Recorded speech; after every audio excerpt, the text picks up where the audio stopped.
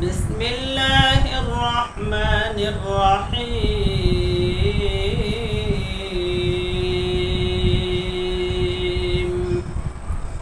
إن أول بيت وضع للناس للذي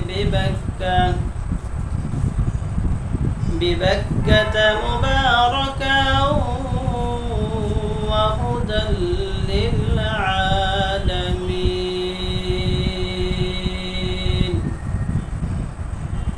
নিশ্চয় ওই প্রথম ঘর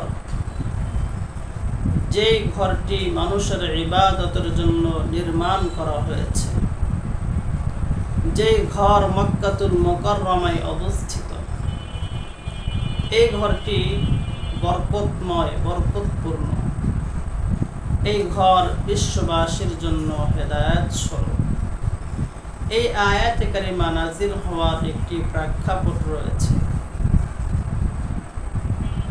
ইহুদিরা মুসলমানদের কাছে একটি প্রশ্ন করেছিল, বাইতুল মাকদিস কিবলা থাকা সত্ত্বেও মুসলমানরা কেন বাইতুল মাকদিসকে বাদ দিয়ে বাইতুল্লাহ শরীফকে কিবলা নির্ধারণ করেছে? এর জবাব এই আয়াতে কারিমা দিয়েছে। সেটি হলো, এই আয়াতে কারিমার মধ্যে বলা হয়েছে সর্বপ্রথম যে ঘরটি নির্মাণ করা হয়েছে মানুষের ইবাদতের জন্য, সেই ঘরটি হলো বাইতুল্লাহ শরীফ, যে বাইতুল্লাহ মক্কাতুল মুকাররমায় অবস্থিত, যেটা মানুষের জন্য হেদায়েত স্বরূপ। এই বাইতুল্লাহ হযরত ইব্রাহিম আলাইহিস সালাতু ওয়াস সালামের নিদর্শন স্বরূপ। আর হযরত ইব্রাহিম আলাইহিস সালাতু ওয়াস সালাম এই বাইতুল্লাহকে নির্মাণ করেছেন।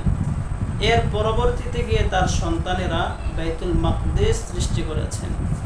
অতএব বাইতুল মাকদিসের বহু আগেই বাইতুল্লাহ আল্লাহ তাআলা সৃষ্টি করেছেন। তাই বাইতুল মাকদিসকে বাদ দিয়ে বাইতুল্লাহকে কিবলা নির্ধারণ করায় কোনো আপত্তি থাকতে পারে না।